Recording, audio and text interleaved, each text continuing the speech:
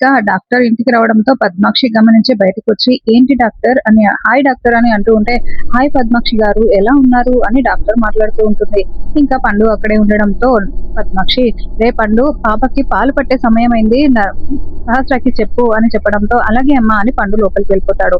ఇంకా పద్మాక్షి డాక్టర్ చేయి పట్టుకొని పక్కకు లాక్కుని వచ్చి, "ఏంటి ఇంటికొచ్చేసావు డైరెక్ట్‌గా, ఫోన్ కూడా చేయలేదు" అని అంటూ ఉంటే, "అదేంటి మేడం, అసలు పిల్లలే పుట్టని సహస్రకి నా వల్ల యూజ్ అయింది కదా, నాకు కొంచెం అవసరాలున్నాయి, డబ్బుల కోసం వచ్చాను" అని చెప్తూ ఉంటే, "నీకు ఆ రోజే నువ్వు అడిగినంత ఇచ్చేసాను కదా" అని పద్మాక్షి అంటూ ఉంటుంది.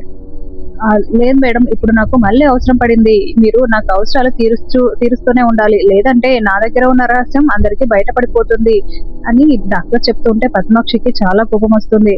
సరే ఎంత అని అడగడంతో, ఇప్పుడైతే ఒక 20,00,000 కావాలి అని డాక్టర్ చెప్పడంతో, సరే 20,00,000 అని, సరేలే ఇస్తాను అని లోపలికి వెళ్లి కొంగు చాటున మనీ తీసుకొని వచ్చి డాక్టర్‌కి ఇస్తుంది. "ఇంకొకసారి ఇలా చేశావంటే ఊరుకోను" అని పద్మాక్షి అంటూ ఉంటే, "అలా ఎలా ఊరుకుంటాను మేడం, నా అవసరాలు మీరు తీర్చుతూ ఉండాల్సిందే. ఆ రహస్యం దాగాలంటే మీరిలా ఇస్తూనే ఉండాలి. నా అవసరాలు మీరే తీర్చాలి అని నెలకి ఇంత అమౌంట్ అని నేను వాట్సాప్ చేస్తూ ఉంటాను. మీరు నాకు పేమెంట్ చేస్తూ ఉండండి" అని డాక్టర్ చెప్తుంది. ఇంకా అలా చెప్పేసి అక్కడి నుంచి వెళ్ళిపోతుంది. ఇలా ఒక్కసారి డబ్బులు ఇవ్వడం అలవాటు చేశానంటే వీళ్ళతో ఇది వేయగలను నేను. అయినా నా అవసరం తీరింది. దీంతో నాకేం పని? దీన్ని చంపేస్తేనే నాకు ఏ అడ్డు లేకుండా ఉంటుంది అనుకుంటూ డాక్టర్ స్కూటీపై వెళ్తూ ఉంటే స్కూటీని ఫాలో అవుతూ పద్మాక్షి కారులో వెళ్తూ ఉంటుంది. ఒక చోటికి వెళ్ళగానే స్కూటీకి యాక్సిడెంట్ చేస్తుంది. అలా ఆ డాక్టర్ స్కూటీ మీద నుండి కింద పడిపోయి తల బండరాయికి బలంగా తగలడంతో బ్లడ్ కారుతూ ఉంటుంది. హెల్ప్ చేయండి, కాపాడండి అని డాక్టర్ అరుస్తూ ఉంటుంది. ఇంకా పద్మాక్షి అక్కడికొచ్చి కారు దిగి, "అత్యాశకి పోతే ఇలానే ఉంటుంది అని నీకు తగిన శాస్త్ర జరిగిందని" చెప్పేసి మళ్ళీ కారులో ఎవరైనా చూస్తారేమో అనేసి కారెక్కి వెళ్ళిపోతుంది. ఇంకా మరోవైపు జనాలందరూ అక్కడ గుమిగూడుతూ ఉంటారు. ఆ తర్వాత కాసేపటికి విహారి అక్కడికొస్తాడు. కారు దిగి ఏం జరిగింది అని చూస్తూ ఉంటే అక్కడ డాక్టర్ అలా పడిపోయి ఉంటుంది. ఈవిడ డాక్టర్ కదా, సహస్రకి డెలివరీ చేసిన డాక్టర్ అనుకుంటూ, "డాక్టర్ గారు" అంటూ విహారి అక్కడికొచ్చి మాట్లాడుతూ ఉంటాడు. "విహారి గారు, విహారి గారు" అని డాక్టర్ అంటూ ఉంటుంది. "ఎవరైనా అంబులెన్స్ కి కాల్ చేశారా" అని విహారి అడుగుతూ ఉంటే, "చేశాం సార్, వస్తుంది" అని అక్కడున్న జనాలు చెప్తూ ఉంటారు.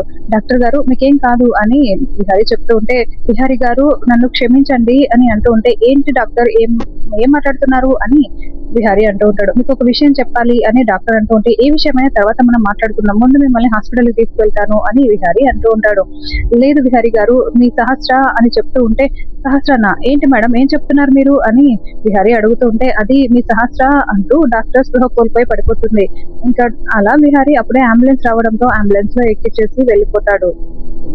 మరోవైపు లక్ష్మి, బామ్మ ఇద్దరు బాబుకి ఒక చీరని ఉయ్యాలలాగా కట్టేసి పడుకోబెట్టి అక్కడ వాళ్ళు ఒప్పుకున్న వంట చేస్తూ ఉంటారు. ఇంకా అలా వంటలంతా పూర్తయిపోయిన తర్వాత అక్కడున్న ఇద్దరు వ్యక్తులకి, "అన్న, వంట పూర్తయిపోయింది, ఇవి తీసుకెళ్లి వడ్డించండి" అని చెప్పడంతో ఇంకా వాళ్ళు తీసుకొని వెళ్ళిపోతారు.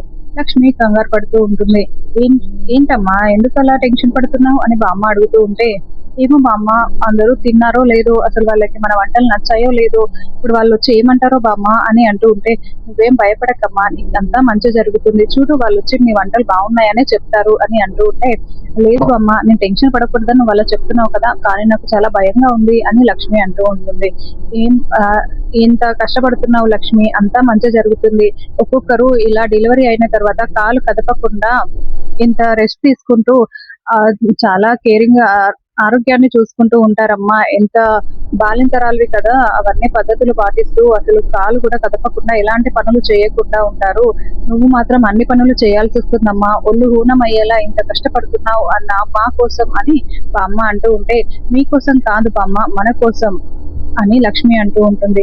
"ఒక్కొక్కసారి నిన్ను చూస్తూ ఉంటే నాకెందుకు ఇలాంటి మనవరాలు లేదా అనిపిస్తుందమ్మా" అని బామ్మ అంటూ ఉంటే, "అదేంటి బామ్మ అలా అంటున్నావు, నేను నీ మనవరాలిని కాదా" అని లక్ష్మి అంటూ ఉంటే, ఇంకా ఇద్దరు అలా మాట్లాడుకుంటూ ఉంటారు. అప్పుడే ఆ వంటలు ఒప్పుకున్న వ్యక్తి అక్కడికి వస్తూ ఉంటాడు. చాలా సీరియస్ గా వస్తూ ఉంటే లక్ష్మి వాళ్ళని చూసి, "అయ్యో ఏంటి బామ్మ, వాళ్ళు అలా వస్తున్నారు" అని అంటూ ఉంటే, "ఏం కాదమ్మా, వాళ్ళు మామూలుగానే వస్తున్నారు" అని బామ్మ అంటూ ఉంటుంది. "లేదు బామ్మ, వాళ్ళ వాలకం చూస్తుంటే వాళ్ళకు వంటలు నచ్చలేదేమో అనిపిస్తుంది" అని లక్ష్మి అంటూ ఉంటుంది. "నువ్వేం టెన్షన్ పడకు సిరి" అని బామ్మ చెప్తూ ఉంటుంది. అప్పుడే అక్కడికి వచ్చి అతను నించుంటాడు. "బాబాయ్, ఏమైంది బాబాయ్, అందరూ భోజనం చేశారా" అని అడుగుతూ ఉంటే, "చేశారమ్మా" అని అతను చెప్తూ ఉంటాడు. మరి నచ్చలేదా వాళ్ళకి వంటలు అని అడుగుతూ ఉంటే, ఎందుకు నచ్చవమ్మా, బ్రహ్మాండంగా నచ్చాయి అని అతడు నవ్వుతూ ఉంటాడు.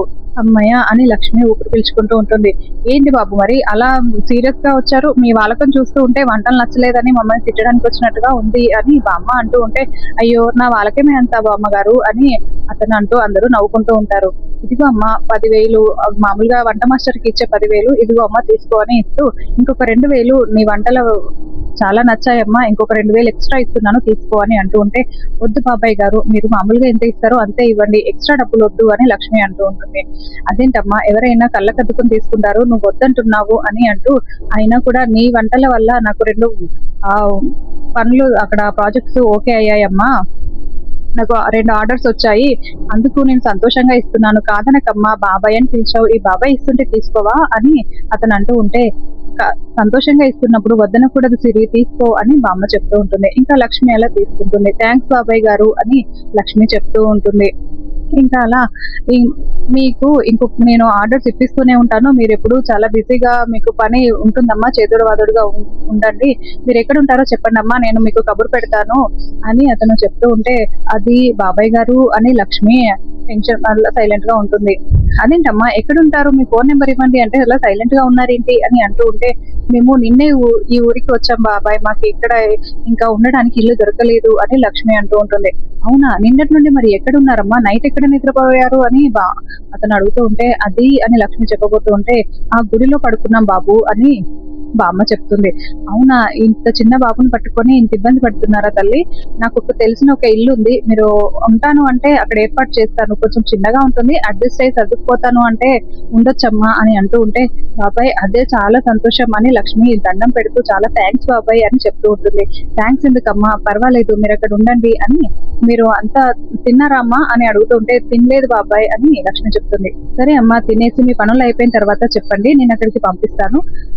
మళ్ళీ నేను ఫోన్ చేస్తూ ఉంటాను. మీరు వచ్చి మీ పనులు చేసుకోండమ్మా. మీకు ఈ పని దొరికినట్టే. మీరింకా ఎలాంటి ఇబ్బంది పడలేదు మీకని అతను చెప్పడంతో ఇంకా లక్ష్మి, బామ్మ ఇద్దరు సంతోషపడుతూ ఉంటారు.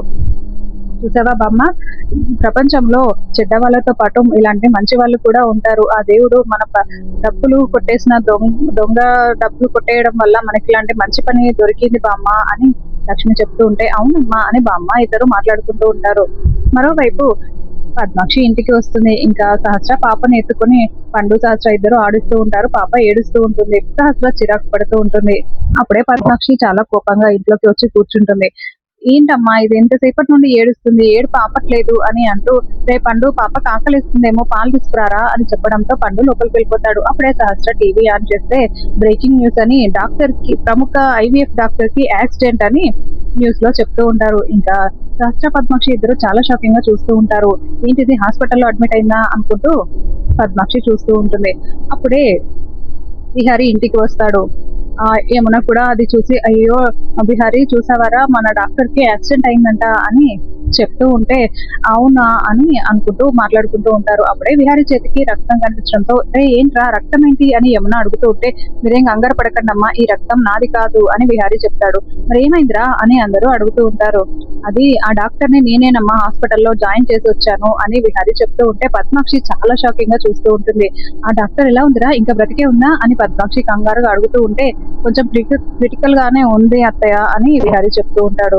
ఆ తర్వాత అప్పుడే పండు పాల బాటిల్ తీసుకుని అక్కడికి వచ్చి టీవీలో న్యూస్ చూసి, ఈ డాక్టర్ గారు ఇందాక మన ఇంటికి వచ్చి పద్మాక్షమ్మతో మాట్లాడారు బాబు అని చెప్తూ ఉంటే, ఏంటత్తయ్య డాక్టర్ మన ఇంటికి వచ్చిందా, ఏమైంది అని విహారీ అడుగుతూ ఉంటే, యమున కూడా మన ఇంటికి వచ్చి మీతో మాట్లాడడం ఏంటి పద్మాక్షి వదిన, ఏం జరిగింది అసలు ఏంటి అని మన ఇంటికి వచ్చి వెళ్తూ ఉంటే యాక్సిడెంట్ అయిందా అని అందరూ చాలా షాకింగ్ గా పద్మాక్షిని అడుగుతూ ఉంటే, పద్మాక్షి టెన్షన్ పడుతూ చూస్తూ ఉంటుంది.